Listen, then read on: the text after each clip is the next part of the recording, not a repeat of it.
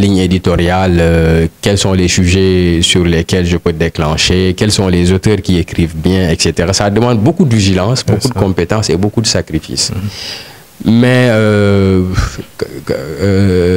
quand on sait où l'on va, comme le dit mon ami Oudrame Silla, la moitié du chemin, quand on sait où l'on va, la moitié du chemin est déjà parcouru. Donc l'important, c'est d'avoir un projet béton.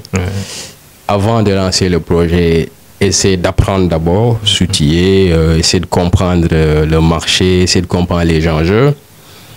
Il y a une chose aussi qui a facilité les choses, mon positionnement, c'est parce que je suis communicant. Effectivement. Je suis stratège, comme j'ai passé tout mon temps à conseiller des gens à comment ils vont dérouler leur stratégie, à comment les positionner pour que les gens puissent les connaître, etc. Il y a quelqu'un qui me dit, mais tu as créé Elma dans 2021, mais on te voit maintenant dans la sous-région et autres. Comment tu es parvenu? C'est en gros moi.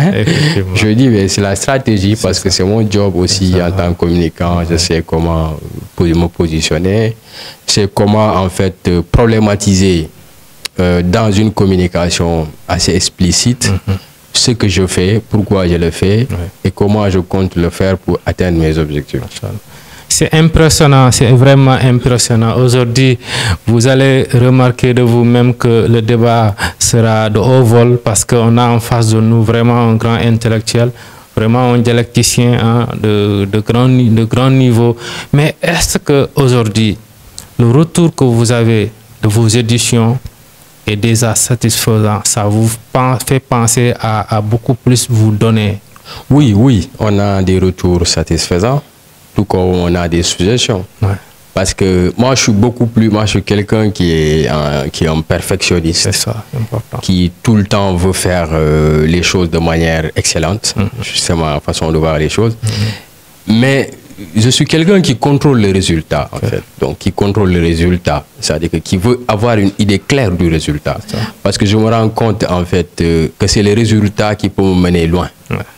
Et comme il y a une belle phrase de Arsène Wenger que j'aime reprendre avec mes collaborateurs, il dit... Un entraîneur de foot, voilà. Il dit en fait que les gens de haut niveau ont une analyse objective de leur performance. Il dit l'humilité, c'est de savoir que la performance passée donne du crédit, mais pas de privilège. Et c'est le seul moyen d'avoir un certain degré de vigilance sur la constance. Donc, je suis quelqu'un qui a un degré de vigilance sur la constance parce que je veux maintenir le niveau. En fait. Donc c'est pourquoi tout le temps, mes auteurs, je les questionne pour savoir est-ce que ça va, est-ce que c'est bien fait, etc. etc. Donc je m'assure en fait à 100% que le travail a été bien fait.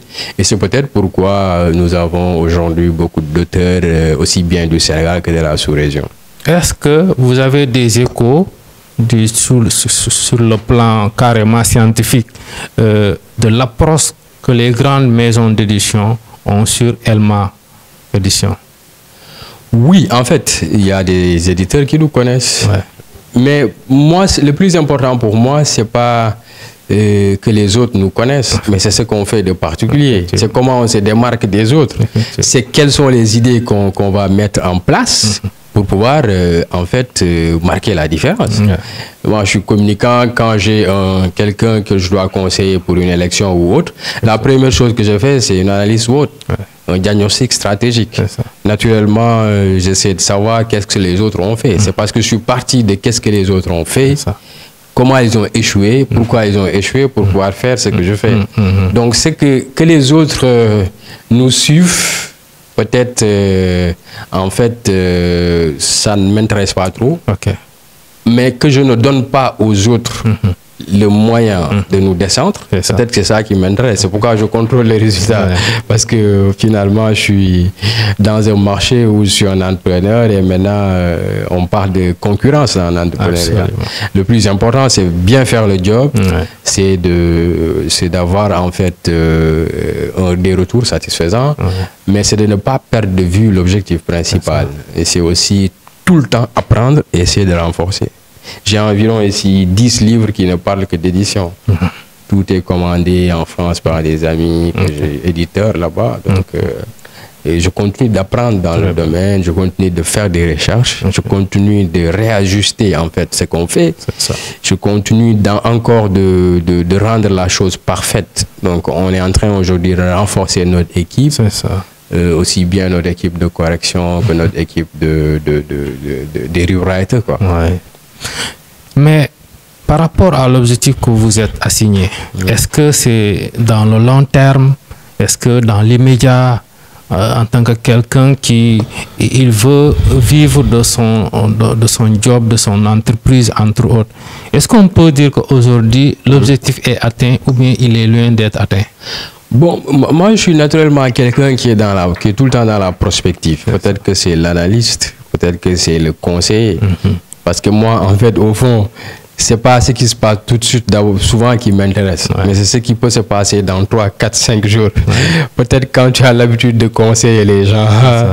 En fait, quand tu es communicant et que tu dois gérer ce qu'on appelle la veille concurrentielle. Mais tu te dis, qu'est-ce que le gars, s'il dit ça, qu'est-ce que ça peut avoir comme impact dans 2, 3, 4, 5 jours. Donc, il y a quelqu'un qui me dit ça, qui me dit, bon, tu es toujours dans la prospective. Donc, moi, ce que je pense, c'est ce que je dis souvent à mes collaborateurs, c'est que le projet-là, je sais, moi, en fait, si on met du sérieux, et on y met beaucoup de sérieux, je sais, dans 5, 4 ans, qu'est-ce que ça peut devenir. C'est pourquoi je suis concentré à presque 70-80% dans ce projet.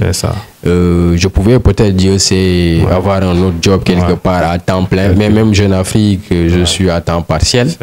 Donc je fais des piges souvent, voilà. Parce que ça demande du temps.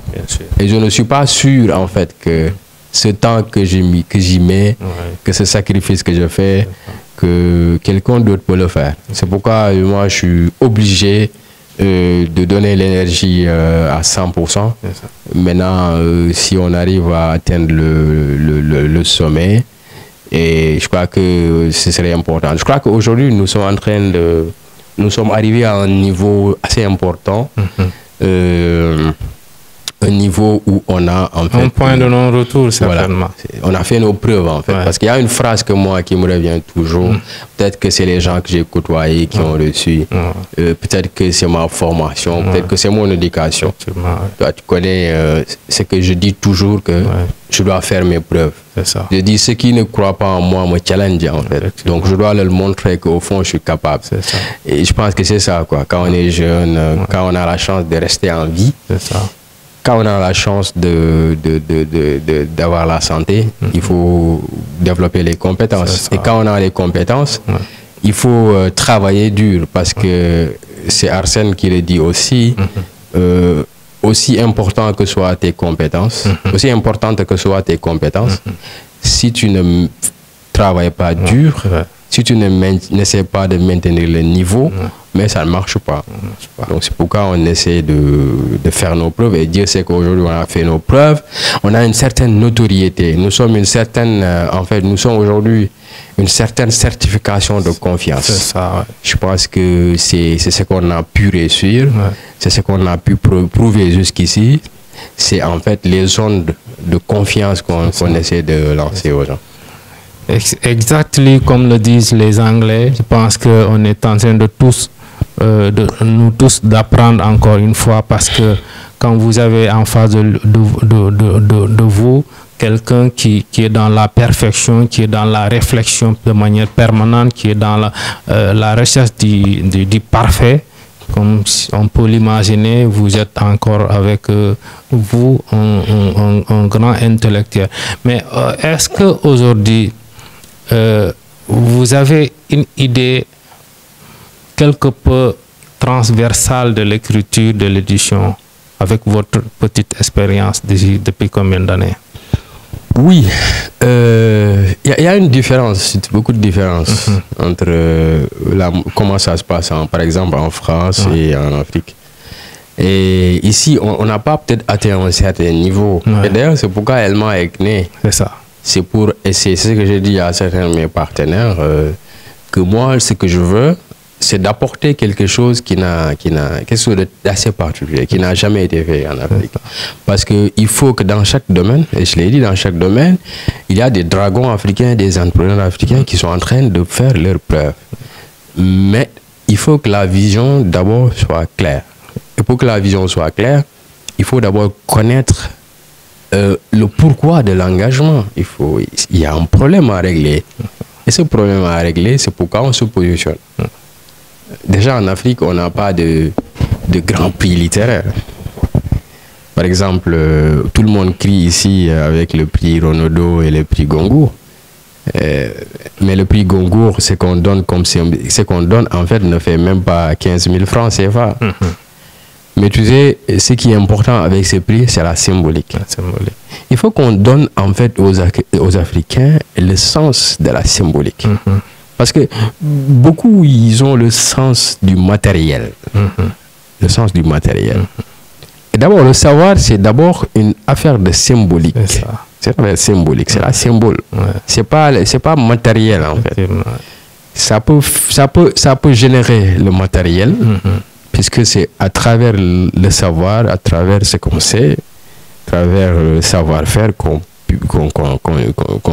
puisse en fait générer de l'argent, parce qu'on travaille, on met quelque chose à l'œuvre, une connaissance pour générer de l'argent. Mais je pense qu'il faut permettre à l'Afrique de pouvoir en fait donner plus de valeur à la connaissance, parce qu'au fond même le développement, c'est la matière grise qui fait bouger les choses, qui fait bouger les choses. Donc comment on va redorer le blason du savoir, comment on va créer le cadre qu'il faut pour pouvoir attirer les individus autour du savoir, comme ça se passe dans la musique, comme ça se passe ailleurs. Mais tout ça, c'est de la stratégie, c'est de la vision. Il faut une vision assez claire, il faut une approche particulière, il faut maintenant de la prospective, il faut aussi de l'innovation constante. Je pense que sans ça, on ne peut pas y arriver. Et je pense que c'est ce qu'on est en train de faire. Si on a aujourd'hui l'aide des partenaires et autres, ou bien c'est dommage que ce secteur souvent est délaissé.